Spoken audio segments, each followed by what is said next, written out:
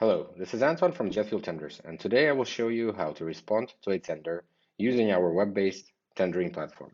When an airline launches a tender, you will receive an email inviting you to participate in a tender. In this email, you will see the information about when the round 1 is ending, and there will be a link to the sign-up form. Jet Fuel Tenders is a free tool for the airlines as well as for the suppliers. To begin using this product, complete the registration form, upload a logo, and agree with our terms and conditions. Once you complete the registration form and submit it, you will receive this email. This button will take you to the login screen. Enter your email and password to log in. Once you sign in, you will be redirected to our tenders list page. On this page, you will see all the tenders where you have been invited. At this point, we only have one tender, and we can begin viewing this tender by clicking the details page. The tender detail page gives us an overview of the tender process and also provides us the information about the requirements of the airline. Over here, we see the information about the airline and the person launching the tender. We then see the cover letter and a list of downloadable files which have been shared with us. To begin bidding, click on Begin Tender Submission. The second step of the tender submission allows us to enter the supply conditions.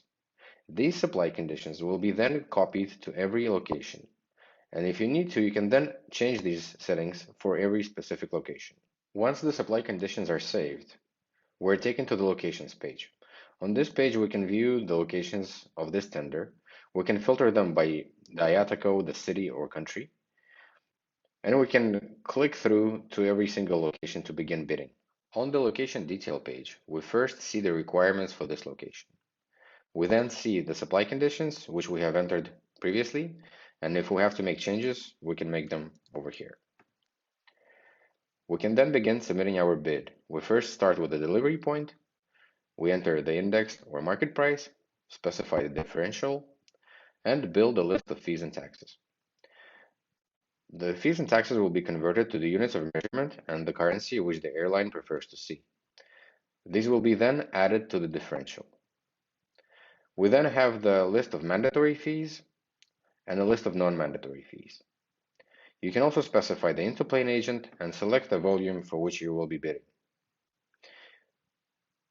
There's additional information which can be provided for every location, and in the end, you can save this information as a template.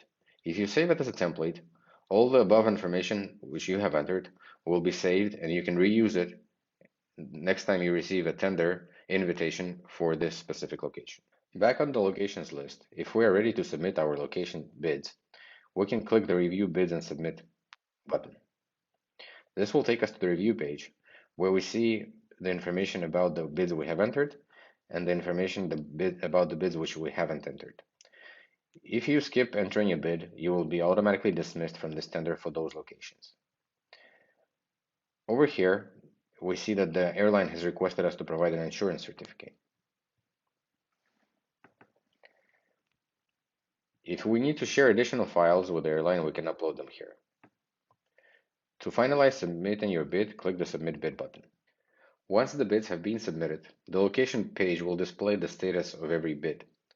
In this situation, we have submitted only one bid and we have skipped the other locations. So the other locations have been automatically declined and this bid is now under review. Thank you for taking the time to view our presentation. If you have any suggestions or need assistance, please feel free to reach out to us anytime. We'll be happy to help. Thank you.